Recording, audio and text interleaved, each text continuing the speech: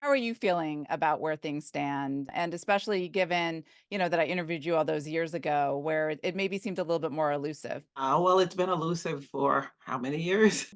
I'm feeling really positive. I'm really feeling positive about the moment and some of the indicators for me that have been kind of elusive, we'll say. So, for example, the enthusiasm, women, for example, who are just very excited about this moment. I'm sure that we had a certain level of enthusiasm around Hillary Clinton, but I don't think it was quite the same kind of energy that I'm hearing, and the breadth of it, or maybe the diversity of it, might have been quite different. I'm not sure.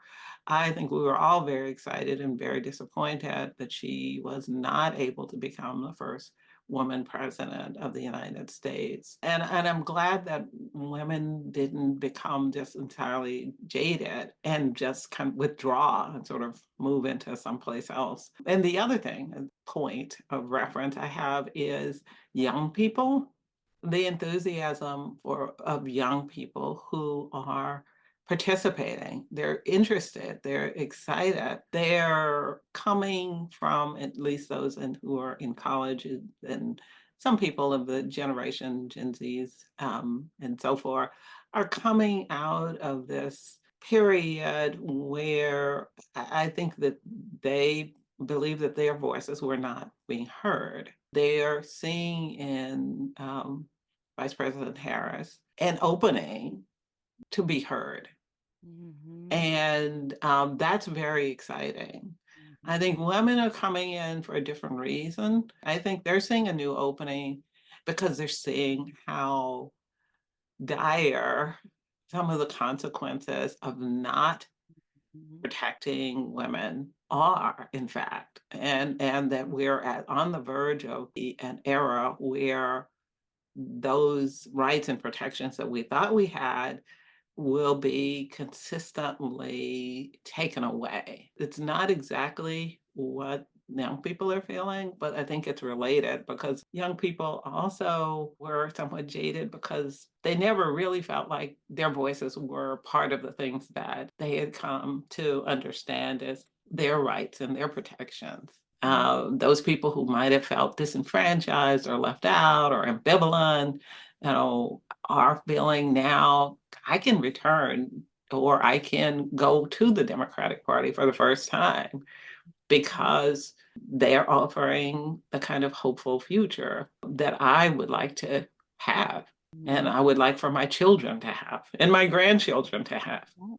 I think, one of the things that we keep hearing over and over is we can't get complacent though, because, and I think we all can hark back, or I don't even like to look back on how it felt when Hillary lost. But we do know that we were all feeling optimistic and positive, and not to be a downer or anything, but like we do know that we have to keep the energy and momentum up. What will it take, just to quote the Mhm. book, to really make sure we get past the finish line this time to elect her? Well, you're right. We have to keep the energy up, and I think we've got a candidate that just reflects that energy. I think even her choice of Walz as a vice president reflects a different kind of energy, but a real energy. I mean, when you see the two of them, you can understand how they could connect, feel like that they could work together for a common purpose. It will be easier to keep that energy up.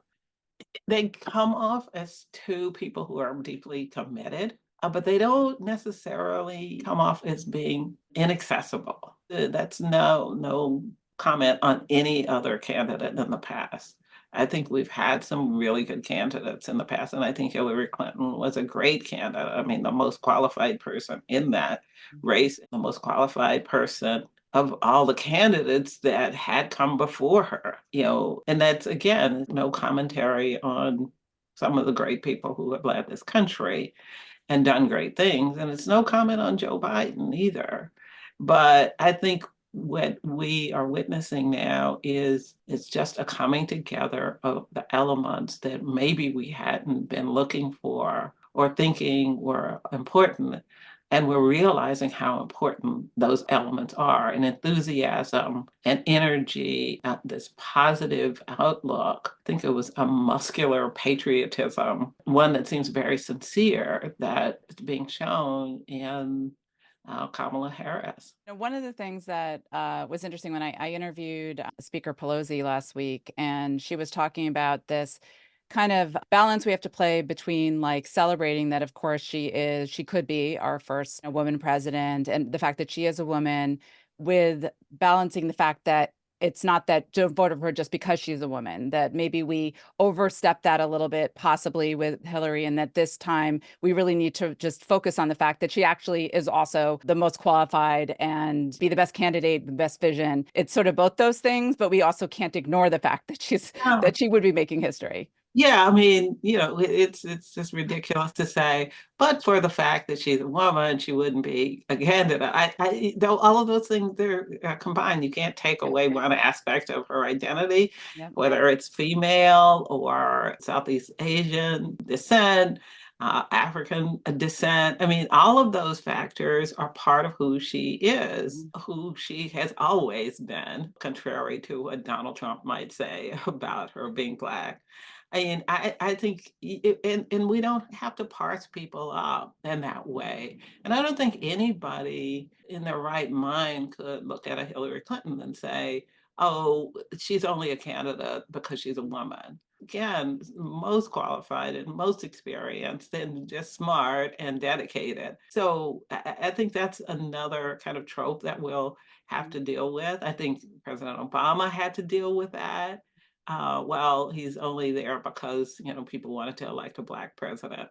Well, that's not ever going to be enough. We know that neither gender or race is ever going to be enough to qualify someone for the Mhm. presidency. We can't take those factors completely off the table either, Mhm. because that's a part of how people live and exist and who they are, how their character has been formed. All of that needs to be taken into account. This time, I think we've seen it again, and we're responding appropriately. And that was one of the other things that obviously happened with Hillary, and we're seeing again when you're perhaps a woman of color, there are these biases and commentary, sexist and racist commentary that often you wind up being subjected to. And obviously you would understand that because you yourself had to confront some of that. How do you think we should go about confronting that? What advice would you have for, Kamala Harris or really any other diverse leader that would have to encounter this? And what can we do to sort of combat this overall? Because it seems like this is always a factor. That's the one thing that I'm working on in a couple of ways. I'm teaching a class on racial constructions over history, politically, to really begin to pull those things out and expose them for what they are. The things that have held people back who were very well committed, very well qualified, but who couldn't get beyond those things. I'm also looking at it in terms of how AI is presenting her. I worked with a student last year on a project on AI again that, puts out basically racist or sexist materials in its portrayal of women candidates. So we've got a lot to do, not only culturally, but also in terms of technology that keeps spinning out those same kinds of tales and tropes. I think the first thing really is to call it out and expose it. I think that there has been a hesitancy to say these things are racist or they're sexist, because then the people response is, oh, they're always crying or whining about racism or sexism, and this is not what it's about. So I think when you hear it over and over, when you hear things like, oh, she's a DEI candidate, or she slept her way to this position, it's just hard to ignore what you're talking about. It's pure sexism and racism right there in front of you. And that we're better than that as a country. So I think that's got to be something that we don't just ignore and say, okay, she'll get by with, even though she's going to face these things, and she knows how to handle them. what we should be aiming for is to make sure that that happens less and less and less. Because, and this is where I talk about young people, we want them to want to be part of these processes. But I think for many of them, they're just turned off by this kind of rhetoric, by this kind of language and attacks, and just don't want to be a part of a system that allows that without challenging it. One way I think to point it out is to ask the question when you hear it, and when you ask people who just don't see the real problem or see it as a huge problem, is to say, you know, would these kinds of stories or fictions be created about a white male? And we can attack people, records, their behavior, but to attack their identity is something that I think we need to move beyond as a country, whatever the setting is, but certainly in terms of our political leadership. It's kind of stunning how like overt it is right now. Like as you were just talking about some of these comments, whether it's, the turned black or the DI hire. I mean, some of this stuff, or even this stuff about her laugh or how she looked. I mean, some of this is Oh, just like by yeah, the the laugh playbook. thing. I've got a whole list of them. The Well, laugh that I thing. love that she's leaning into the laugh, and even that Hillary brought it up. Like, what's part of it is contagious, and of her energy is her joy. It's a positive. And why are we asking a question about Donald Trump? I mean, have you ever heard him laugh? I mean, does he understand what laughter is? And how do you relate to somebody who you don't hear laughing? I mean, and this Yeah, to me is a plus. It shows yeah. that what we're dealing with is a real Mhm. human being with Mhm. real human sentiments that we Yeah, all have. We want to be I looking at agree. the humanity of our candidates for leadership. Absolutely. Remembering, I was reflecting back when I first interviewed you, and we were talking about why we hadn't had a woman president. I think the quote was because we've had a skewed concept of what leadership looked like and leadership in our minds, unfortunately, has a gender, and the gender is male. And then you said, I think we can't discount the role of culture in shaping our concept of what women can do. But in the context of this conversation, I think what's interesting is that it's redefining not just for women, but for everyone what leadership can look like. Leaders Mhm. can laugh. That's a good thing, Right. or be human and all of these things. So, how do you feel about that in terms of the opportunity that we have by seeing more diverse leaders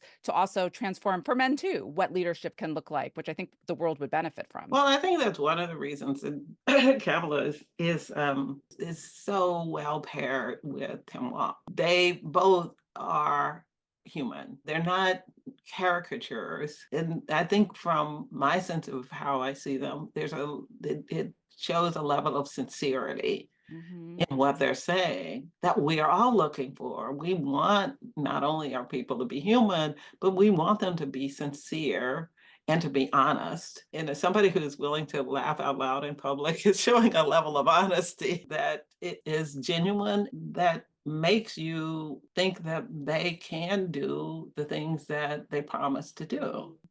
It's not made up. It doesn't feel made up. It doesn't feel put on. It Hmm. feels real. It just seems to me that you're right. It does open up the possibility that leadership, our concept of leadership needs to be broader. And it has evolved. I mean, from the time when we thought that every president had to have a military background, or the best leaders were the ones who could show up in uniform. And, Hmm. and I have nothing against those people who have military backgrounds, Hmm. but I think we're in an era now where we're understanding the challenges to not only our politics and democracy, but to our humanity. And that people willing to show their humanity in sincere ways are perfectly pitched for leadership today, And so needed. and absolutely needed. Showing our humanity would be probably a really great thing across all issues. And I think we're hearing that. I think that Yes. we're seeing it. And as we get to know both Hmm. the candidates more, but particularly Vice President Harris more, I think we will understand that this is that who she how she presents really Mhm. is an honest portrayal of who she is. And back to that original quote that you were talking about, transforming that we've only thought of leadership as male. What would it actually mean for the girls and boys in our country, or, even just for the world to see us elect not only our first woman president, but our first Black woman, South Asian woman president? Well, here's a clue, and that it is important and that it's being realized. When we talk to young people about this potential presidency, people of all genders are engaged. It's not just people who identify as male or people who identify as female, or there seems to be an energy that transcends a lot of these identities. I think it's important because people come with all kinds of identities, and the younger people are understanding that now Mhm. more so perhaps than their parents or grandparents. And so I think now it's important that our young people who are going to be the people who are voting for elections, for hopefully for the next 50 years, come into voting age with an understanding that they are represented, that they can be represented in among leadership, that you don't have to fit a stereotype, gender, racial, any kind of particular stereotype of leadership. Leadership can come in all different forms and does if we Mhm. open our eyes to the reality of the people who are out there trying to become those Mhm. leaders. And do you feel, are we ready to do this? There's a lot of history making and milestones in one. Do you think we're ready as a country to do this? Some of us are. At least some of us are. And I Hopefully think the majority. hopefully the people who will go out and vote. And I think we're ready for it. I think the circumstances that we are in now, the divisions are what's making us ready. We're realizing that we seem to be kind of stuck and that we need some new energy and new ways of thinking to get us out of where we are right now. Black women have long been such a powerful, influential, and largely unappreciated or acknowledged political force in our country. What are your thoughts on that? I feel like it would almost be especially symbolic and fitting if we did elect our first Black woman president. Is it finally time to let Black women lead? Oh, it's been time to let us lead. Yes. But then it hasn't always been granted or Hmm. the willingness to allow us to lead. But I've been thinking about the different leaders that we've had in the past, and each one has made their mark. Somebody like Shirley Chisholm or Barbara Hmm. Jordan or Fannie Lou Hamer have been leading. We are leading, Hmm. and I see a connection between those and where Kamala Harris is today. She didn't just exist out of nothing. She exists because of a pathway that was made, and certainly I'd say made, if not at least contributed to, by Black women leaders from the past. I think that we are ready right now as a country. And as we do recognize Vice President Harris's candidacy, I hope that we're also going to recognize the contributions to getting to this point that these women that have contributed to not only Vice President Harris's thinking, but to our thinking as a country. And I just want to also acknowledge you made history. You contributed to this as well, paving the way for a reckoning on sexual harassment and sparking the Year of Women running for Congress and all of these things. How do you think about your role in history, and what advice do you have on making history, especially when you're up against various systemic barriers that are in front of you? I think what we have to do is really capture this moment and not just see it as, okay, well, this is where we are now, but really think about how we got here and how can we build on that, because it's still questionable where we are right now. We'll know more in November, I hope. But we've got to be cognizant that it doesn't stop here. And so when I think about my contributions, I don't really want to be locked into 1991. I did not want that to be the only thing that I would be remembered by, that I would be congratulated for. I think that there's more to be done. And I hope that as long as I live, I will continue to make contributions that will help really broaden our thinking and bring in from all kinds of backgrounds and identities. But of course, especially those people who look like me and who Mhm. share some of the experiences that I have had. Well, and you have been continuing to do that as somebody who's interviewed you around all your work and your various books and projects. So thank you for all that you've been doing. Speaking about that in terms of diversity, why is diversity in leadership important? It's so obvious to me. It's just how can people think that it's not Hmm. important? Well, it's important because the world that we grew up in, or that I grew up in, you're younger than I am, was sort of stereotyped. And we were set to believe that there was one way to define the family, there was one way to define relationships, marriage, there was one way to define any number of things that we now understand are being challenged. Hmm. There was one way to think about race. And now we understand that there are multiple ways because race gets embodied in different ways. We need contributions to the thinking because the needs and the that people have are diverse. And we need people who can think about what those needs are, the needs for leadership, the need for services, the need for governance, or being participants in the democracy are all shaped by our experiences. And we need people with diverse experiences and leadership who understand that. And so that's why I think it's important. Our leaders need to understand that there is not any solution that will fit everybody. There's no one size fits all solution for any particular problem that I know of in this society today, whether it's economic problems or social problems or problems with the criminal justice system, problems around reproductive health and justice, and certainly no one solution around racial justice. But we can get to the right solutions if we have a diversity of thinking and acting. Yeah, absolutely. It's always hard when you talk generally. So I'm going to say many people believe not all women, but many women bring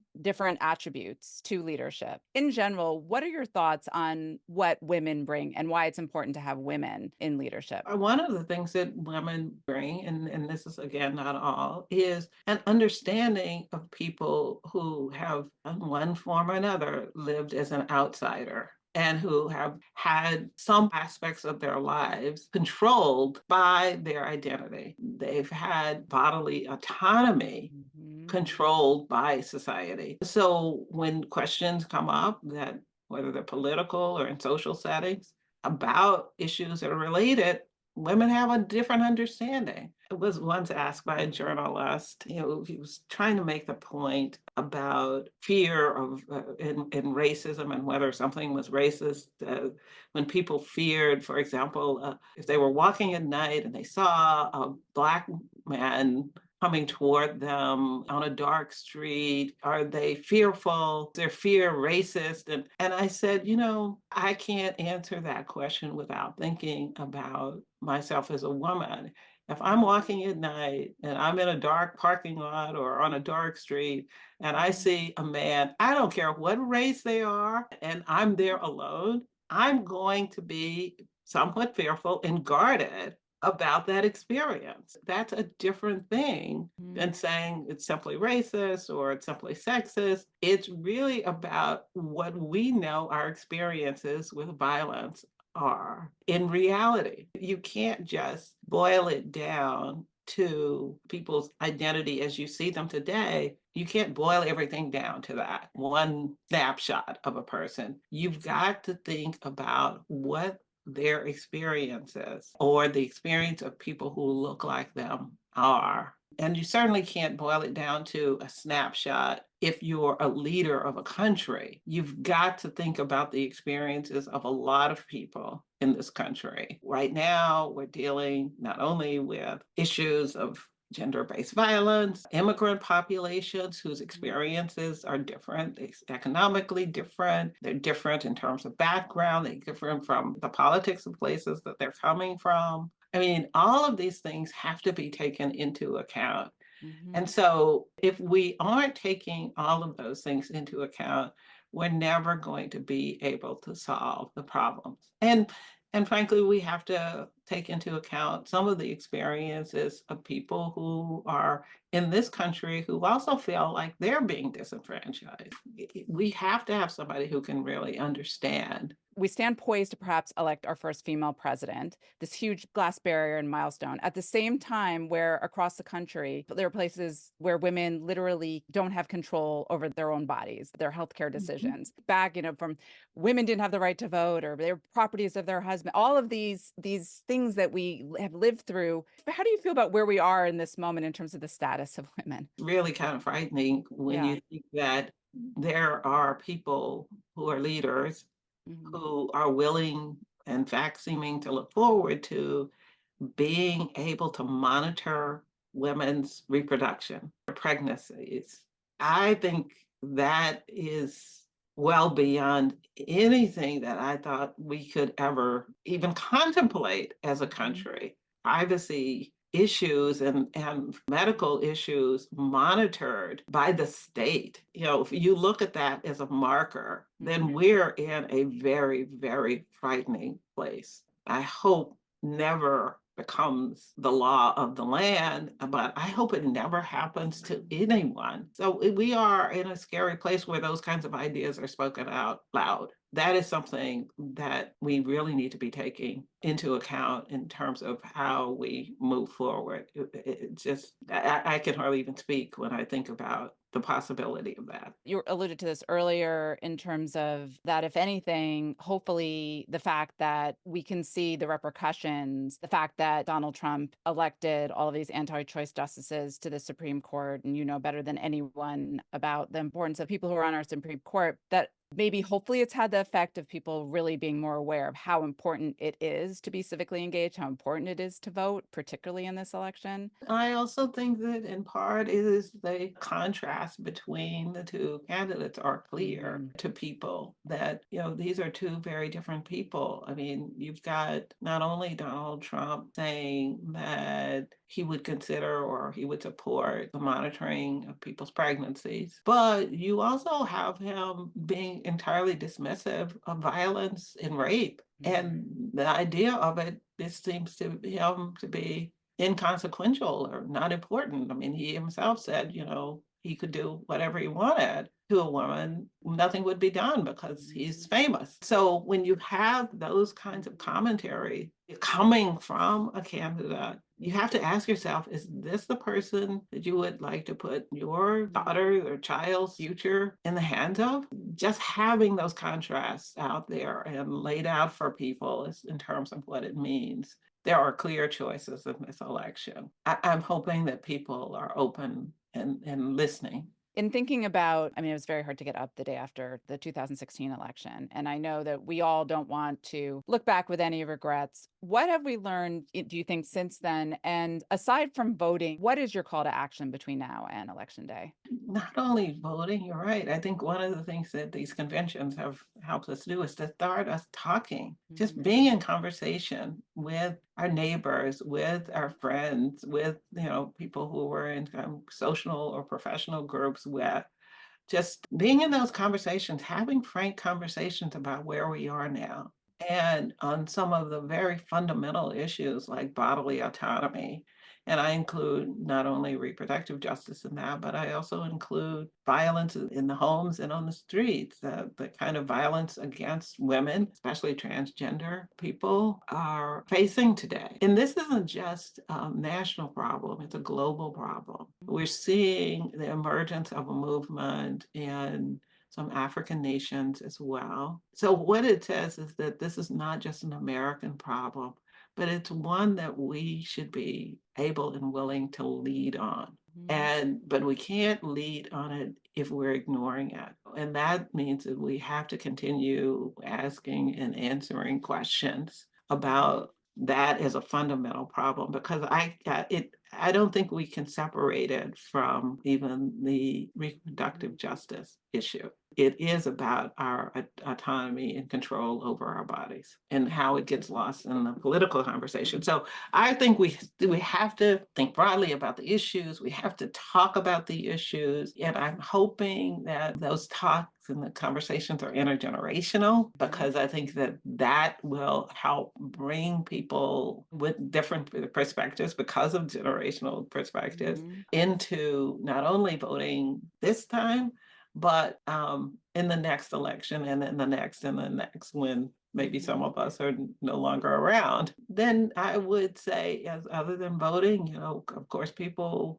can make contributions, even small contributions, financial Mhm. contributions. Also, people can make calls on behalf of candidates, be a part of those election processes that exist before November 5th, hearing from people and about what the issues are. And I think that the energy that is being created will create a new level of people's engagement even before they cast their vote. I know I've had some people ask, almost asking permission to feel hopeful. And I know it's our mutual friend Gloria Steinem who always says, like, hope is a form of planning. Are you feeling hopeful? Oh, I absolutely am. I'm feeling hopeful. I'm always hopeful, though, because Me people too. say, "Are you optimistic?" And I say, "Well, I'm not always optimistic, but I'm always hopeful." And now I think I'm optimistic and hopeful. So that's it's a good place to be in.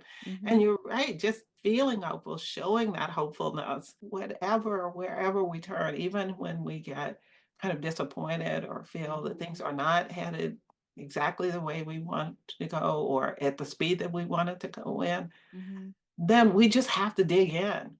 We got Mhm. to dig into that hope and Mhm. get out there and claim what it is we want to happen. Mhm. Anyway, we just have to do it.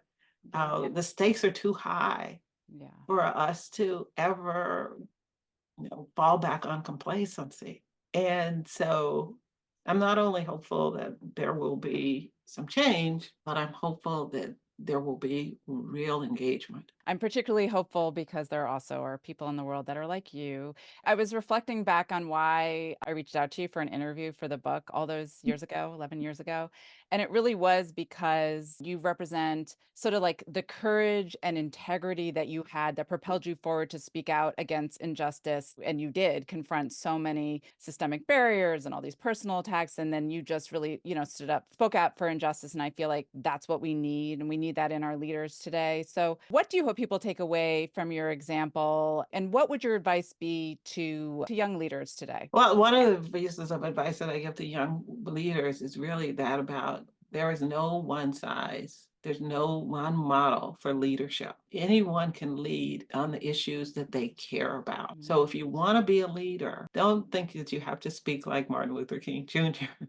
Mhm. But think about what really drives you, what you really care about, and what your vision for making it happen is. And then use the particular skills and talents that you have to pursue it. Yeah. And it's not going to be the same for everyone who is even pursuing the same issue, but you can always bring something unique to your experiences, to your learnings, to your thinking, to a topic, and you can be a leader in that way.